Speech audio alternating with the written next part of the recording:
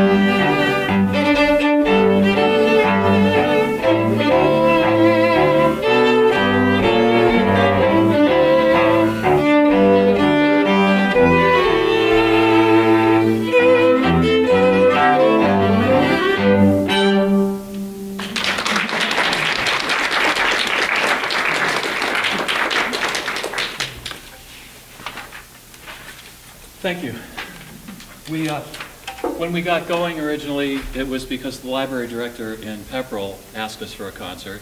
I was going through a lot of music, found all these arrangements. Lately, though, we come up with a theme, and usually there's nothing that exists out there, so we arrange for ourselves. Our last program, if you happen to be here last year, Lisa did a lot of the arranging. This one I did a lot of, and she did some. And so, yeah, we want something, we do it ourselves.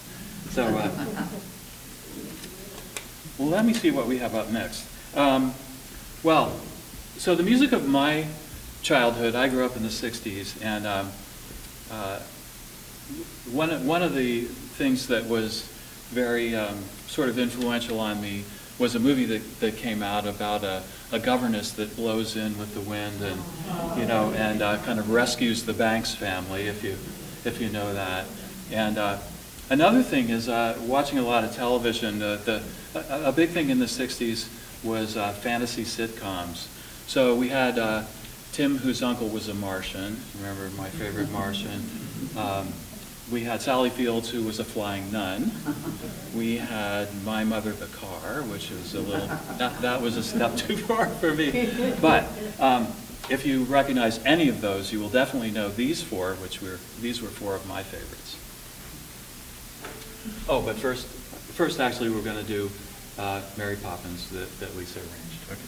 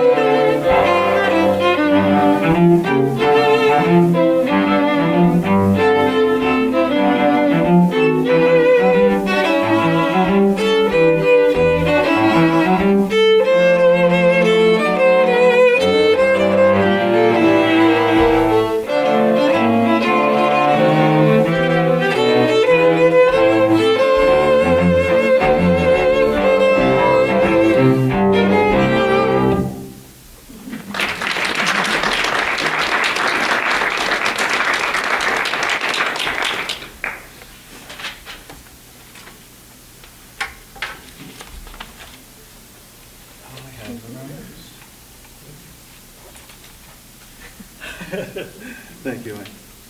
I jumped the gun. I have my notes here. About 55 years ago, the Boston Pops decided to go on television. So it was 1970, and they started to do Evening at Pops. I was a kid, and I swear this will be the end of my story as a kid. But 1970 and earlier, a lot of times, there was one television in the house, one screen. You know how everybody's got 12 screens now. One screen. The parents a lot of times would want to watch this, and then maybe the kids would, and that was the case in my family. And we all watched this together, the Pops. Now, Arthur Fiedler, who had by that time been the conductor for 40 years, but he had a good friend named Leroy Anderson, who about 30 years earlier they started collaborating on some interesting sort of fun instrumentals. So the typewriter, you probably know that. Sleigh Ride, I think, is the most played instrumental in the world. Leroy Anderson's Sleigh Ride. We're going to do two of his.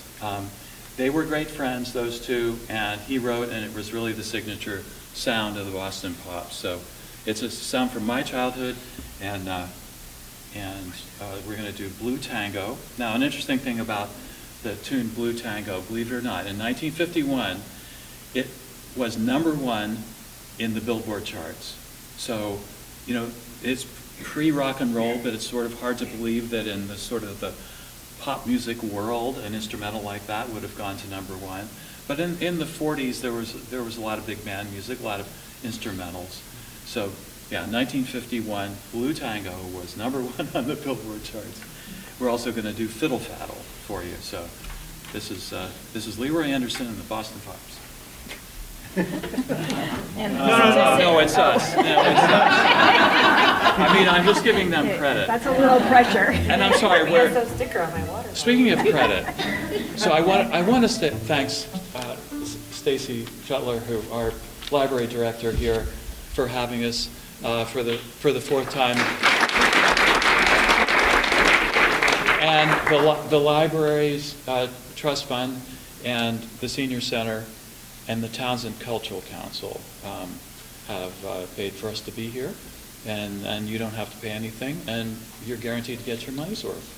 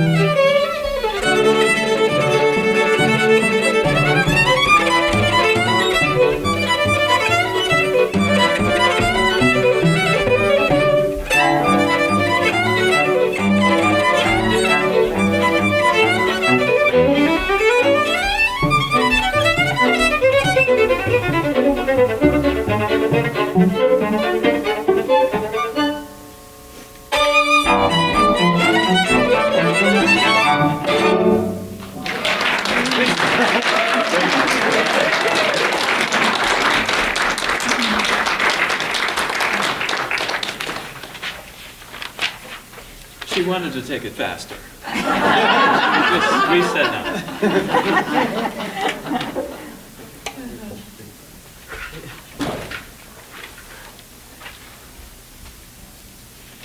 Next beat.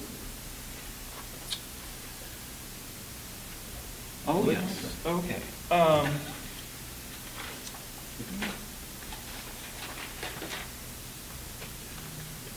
So, the music for Willy Wonka and the Chocolate Factory, that came along in the 70s. It's been renamed as Charlie and the Chocolate Factory. But Anthony Newley is famous for doing the music for that. And that's a name you probably know. Leslie Brickus, you might not know that name. He did the lyrics for it. The two of them also collaborated on something called Stop the World, I Want to Get Off. And the reason I bring that up is because the songs Once in a Lifetime and What Kind of Fool Am I, which are huge, big songs, came from that. Leslie Brickus also collaborated with Henry Mancini in Victor or Victoria, and John Williams in Hook, and I think Home Alone. So he's sort of an unsung hero, but he was really involved with a lot of things. Oh, and he wrote Talk to the Animals from Doolittle, which got the Oscar for Best Original Song. So he's one of these people you never heard of his name, but you've heard his music. So we're going to do 3 songs from that I put together, which are Pure Imagination, Oompa Loompa, and The Candyman.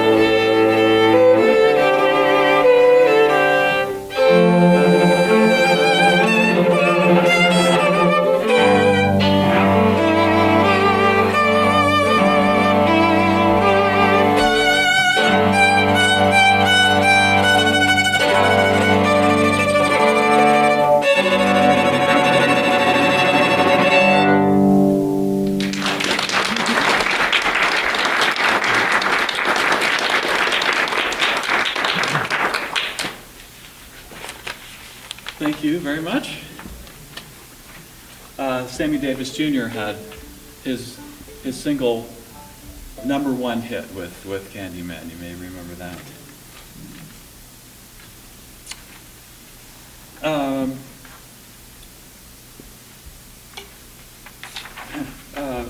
For decades, kids of all ages have appreciated the Muppets. And someone who wrote music for the very first Muppet movie was Paul Williams, who had a lot of hits before that. And Jim Henson went to him and said, "Can you write for this movie?" And they got together, and he said, "These are the kinds of things we're going to do, and we'd like a song here and a song there." And they kind of agreed on roughly what they were going to do. And Jim Henson was walking away, and Paul Williams said to him, "Oh, I'll bring you the drafts of these so you can see sort of how it's going." He goes, "No, just bring me the finished songs." And Paul Williams said that was the most, having that kind of faith in him. Just give me your songs. I know they're going to be great songs. And so then Jim Henson was walking away, and then he turned around back to Paul Williams and he said, "Just remember, we're not writing these for children. We're writing these for the child in all of us." And I think, again, the Muppets showed up in my adulthood, and they've had some meaning for me. So here we have an arrangement of, again, our own, of the introductory theme to the Muppets, the main theme, and then we're going to go break into the Rainbow Connection. We'll do a couple of verses of that for you.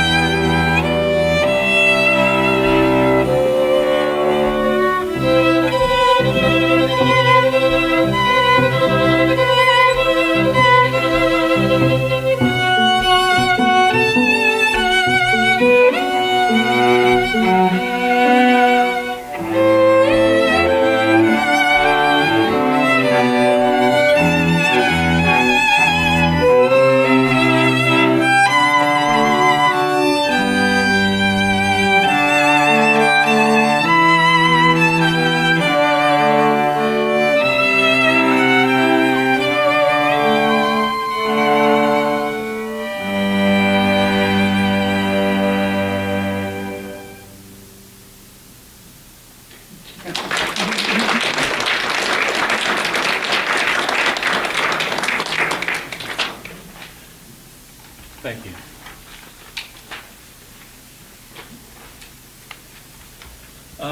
Charles Schulz wrote about literally 18,000 Peanuts comic strips.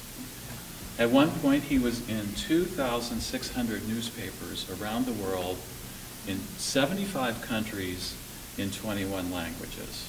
I happen to remember those numbers because they're a little bit extraordinary.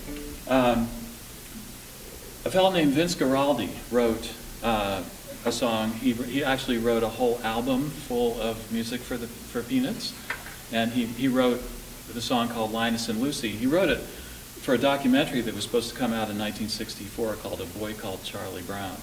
It never came out, never was completely finished. So when they did the Charlie Brown Christmas special in 1965, they decided to use his Linus and Lucy for that. So we have our own arrangement of Linus and Lucy from Charlie Brown.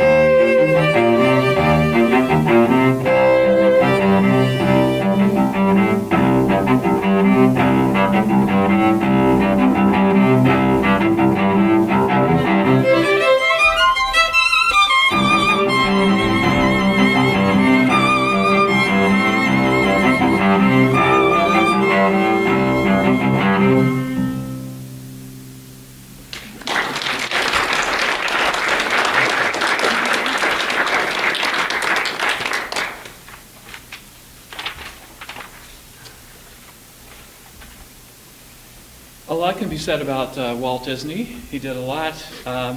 He died at what I consider a very young age. He was in his mid-60s. When I was a kid, he seemed like an older guy. He was involved with producing 81 movies, for one thing, but the cartoons and movie shorts and and television shows and all these movies. When he died, the live-action movies continued from the Disney studios, but the animated stuff sort of dropped off a little bit. They didn't do a lot of it, and the quality wasn't as good. They had a renaissance, or at least that's what it was called in the media, in 1989 with Little Mermaid, which was a big hit, and a couple of years later with Beauty and the Beast, and the next year with Aladdin. So happens that in the Oscars they nominate 5 original songs from movies, and for each of those movies, 2 songs from those movies made the 5 nominated as the best, in whatever, in our world here. So we're going to do 3 of those, and then one followed. So what is the A Whole New World? Yeah, so they'll be in opposite order. So Aladdin was last, but Whole New World from Aladdin we're going to do first. Then we're going to do Beauty and the Beast main theme, and then we're going to do Under the Sea from Little Mermaid. But then we added another one from the movie Hercules. What's that one called? Do you remember? What's it called? It's been in my head all week. So that one would have that one was likely to have won, but it came up against Titanic, and My Heart Will Go On beat it out at the Oscars. Otherwise, we'd have 4 tunes, and they're all by Alan Menken. Do you know that name by any chance? And Howard Ashman wrote the lyrics to the first 3. Sadly, he died before Aladdin was released, and a fellow named Tim Rice, who worked with Elton John, finished the lyrics for that. But these are all Alan Menken songs, and some of my favorites, so we put them together. I have to say what it was called. It's called "Go the Distance" from Hercules, if you haven't seen that.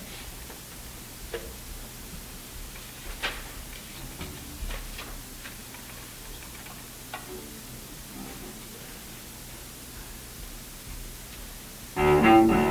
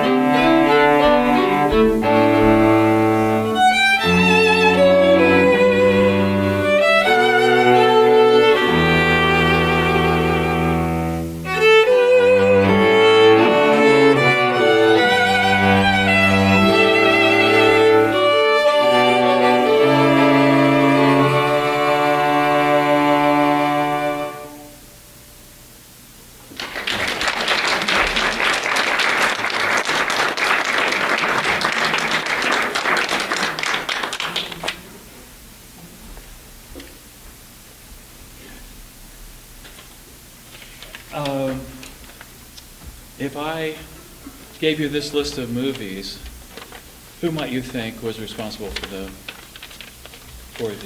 music score for them? Alfred Hitchcock's Family Plot, Valley of the Dolls, Fiddler on the Roof, Goodbye Mr. Chips, The Poseidon Adventure, Earthquake, The Towering Inferno. I'm not hearing anything. Okay. I have another list. Witches of Eastwick, Oliver Stone's JFK and Nixon, Ron Howard's Far and Away, Sleepers, 7 Years in Tibet, The Patriot. Okay, I have another list. And I'm going to give it away with this one. Superman, the Star Wars series, John Williams, Home Alone, Harry Potter. This doesn't even touch his collaboration with Steven Spielberg. And here's a short list of that. Jaws, Close Encounters, Raiders of the Lost Ark, E.T., Empire of the Sun, Jurassic Park, Saving Private Ryan. That guy's a superstar, right? Okay, we're going to do two. Two tunes from John Williams. And one is his E.T. theme. And then we're going to do a medley from Superman. And we will finish with this. This is not our original music. Almost everything else was. And you, if you don't mind my saying, have been our guinea pigs. You have heard most of this music for the first time. You were this is original music, and it's for you. We thank you so much for being here. Really, you've been a great audience, and you are the best, Stacy. And we thank the Cultural Council. Is anyone here from the Townsend Cultural Council? Well, do tell them that they did a nice job by helping to fund this.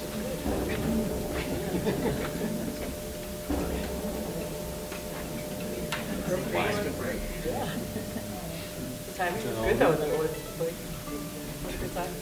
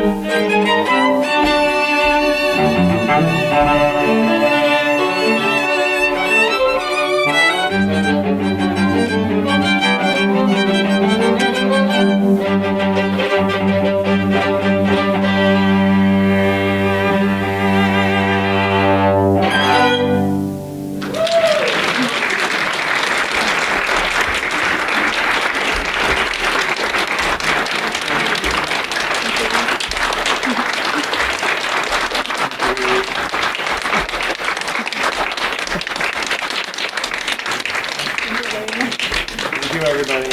Thank you for coming. We have one little more thing, possibly, if you want to tiny little something. We won't call it an encore. We'll call it audience participation. Yeah, seriously, we're gonna hand out the lyrics to the Rainbow Connection and invite you to sing it with us.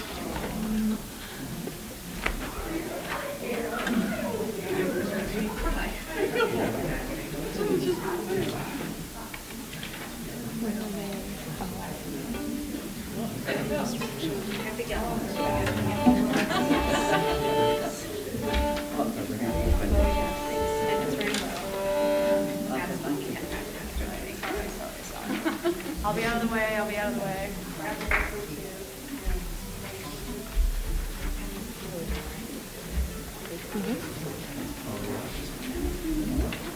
Are we good?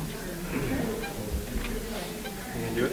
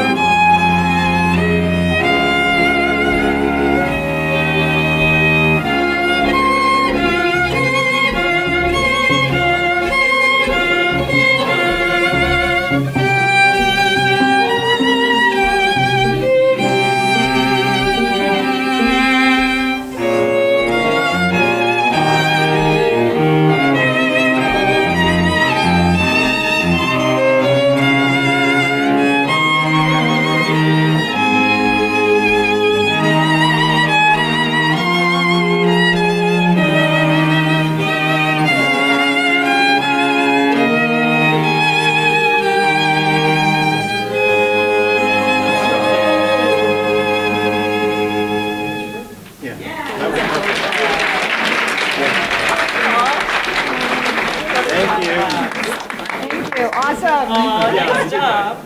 Beautiful.